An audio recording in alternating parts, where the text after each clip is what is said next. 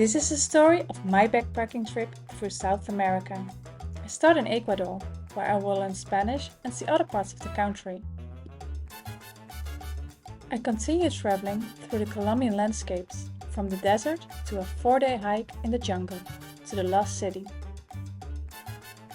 From there, I fly to Bolivia and meet my friend Aranca. Together we travel to great heights and the freezing cold.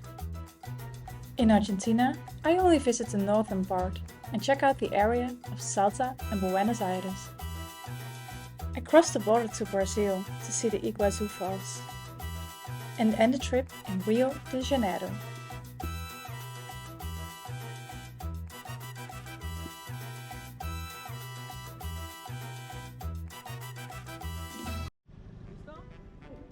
I start with a day trip to San Cipriano, a place that someone at the Montanita Spanish school recommended to me.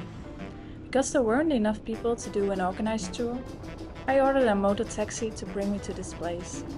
The driver was a young guy who never went this far out of the city, but absolutely enjoyed the beautiful scenery during the ride as well.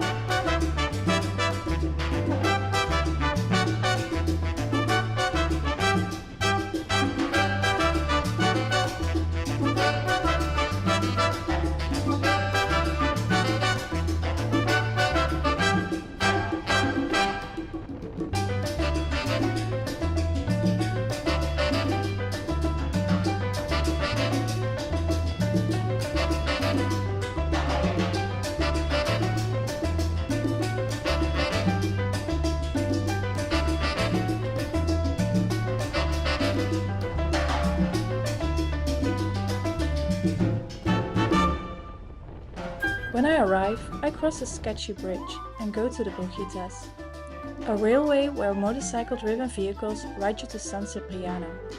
This is the only way you can reach the town.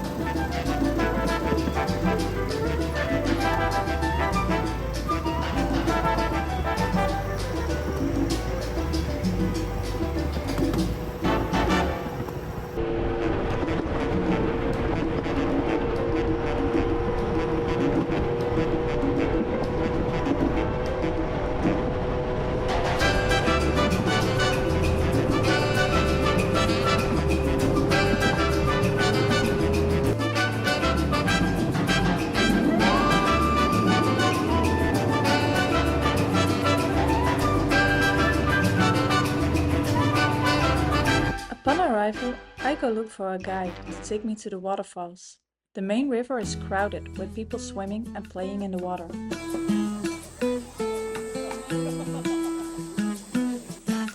I was very glad that I took a guide, because I would not have found my way.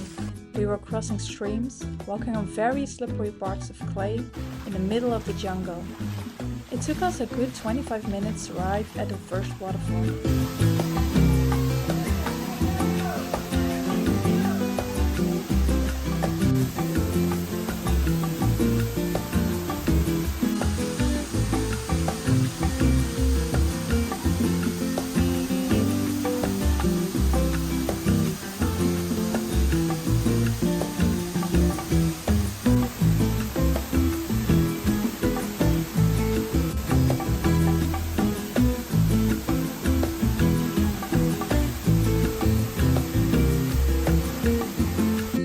For the second waterfall, we made a stop to get tubes for tubing down the river. And as a tip, if you have water shoes, use those, because it took forever for my hiking boots to get dry. But it was also too slippery for just wearing slippers or going barefoot.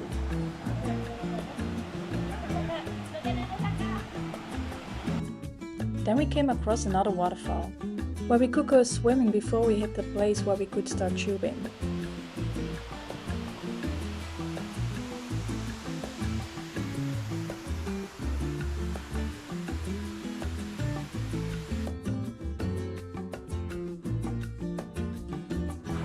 Here we go!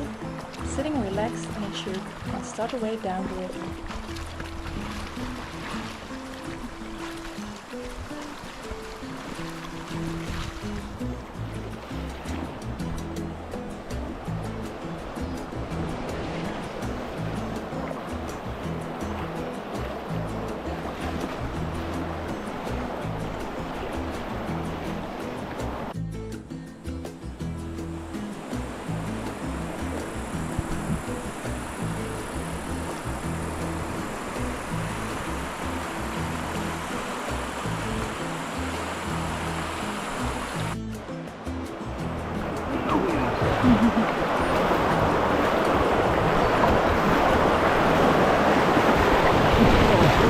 So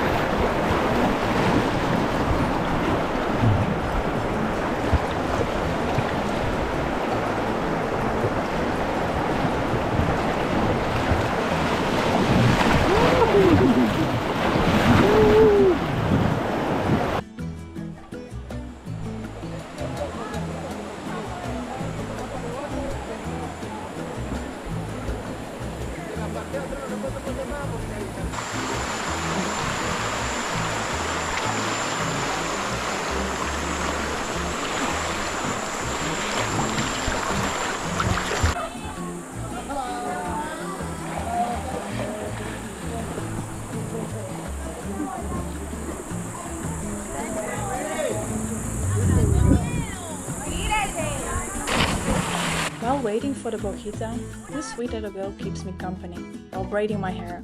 While getting back to Cali seemed a lot harder than expected. There was a man who helped to hail the buses that go to Cali, but every bus that drove by was full. After an hour and a half, he arranged for me to be accompanied by another girl from Cali, who could stop regular cars that drive for a few paces between cities and pick up people along the way. I felt so blessed that I was able to get home. The day after, I arrived in Salento, where I stay at yet another Viajero hostel, which in this town I can definitely recommend. The garden and the views are gorgeous. The hostel is not too big, which is great because you get to know almost everyone. With some people from the dorm, we decide to go play Tejo, a typical Colombian game, where you throw a piece of iron in the mud, trying to hit the gunpowder.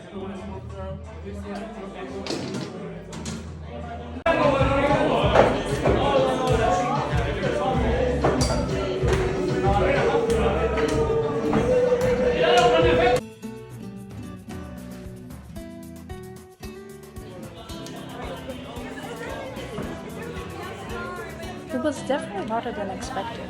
We all sucked. But luckily, we got one good shot on camera.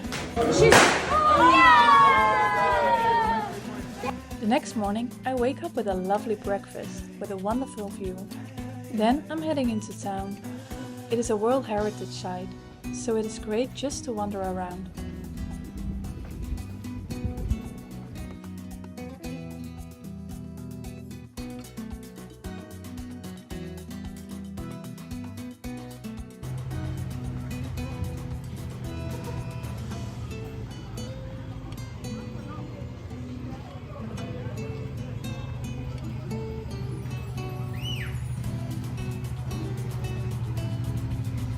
We are a little bit higher in altitude again, so climbing these stairs takes me easily out of breath again.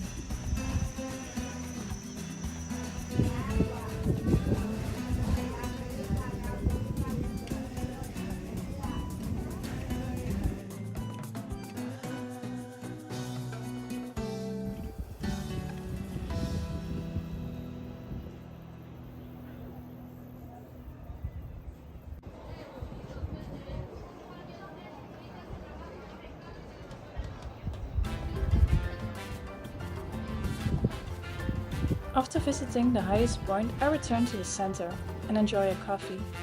Before my ride leaves to the coffee farm, I booked a tour at the Ocaso Finca at the recommendation of someone from the hostel.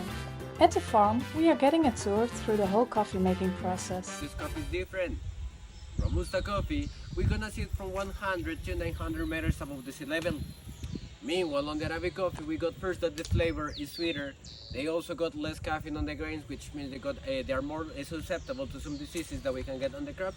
And the altitude on this coffee is different. Arabic coffee, we're gonna see it from 1,000 to 2,000 meters above the sea level. And here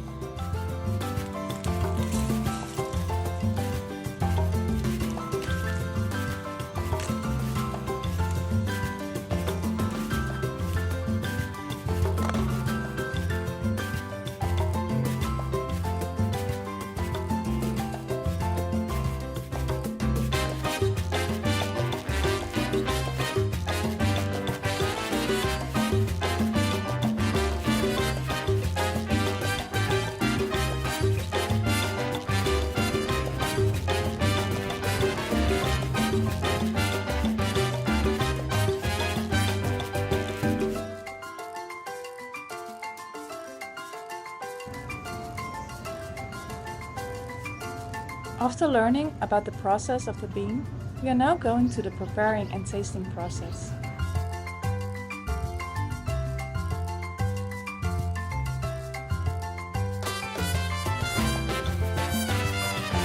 And then finally, the tasting starts.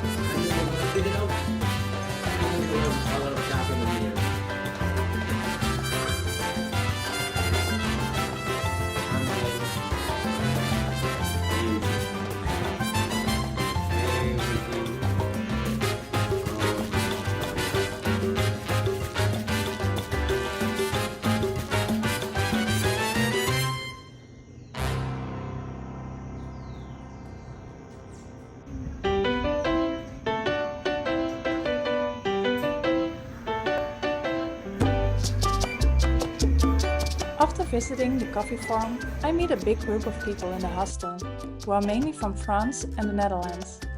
We have a nice party and decide to go together the next morning to Kokora Valley. When we arrive, it is completely clouded, and the top of the trees disappear in the fog. Anyways, we decide to hike the big loop.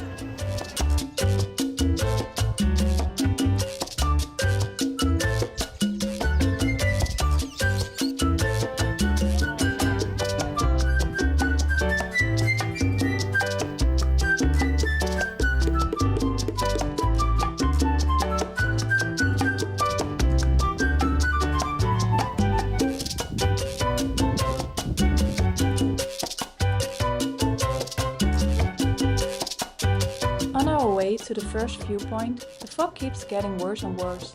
When we walked up to the point where we could decide to take the short loop or the long loop, one of the employees told us they were expecting heavy rain and thunder. With two other guys, we decided to walk back and stick to the short loop, while the others traveled on.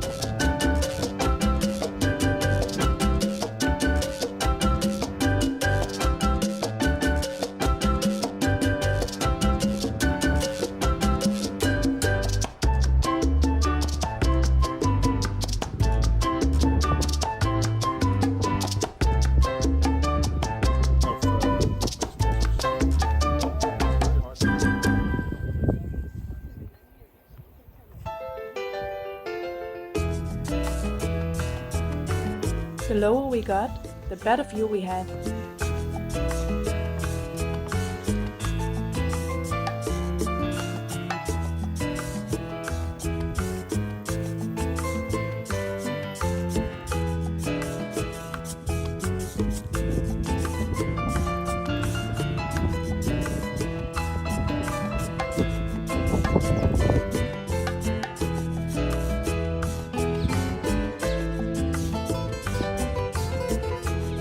All in all, it was definitely worth the visit. After a lovely evening with a few drinks at the bar, I'm going to bed, because the next morning I will be going to Medellin. These were a lovely few days in nature, but it's time to go back to the city.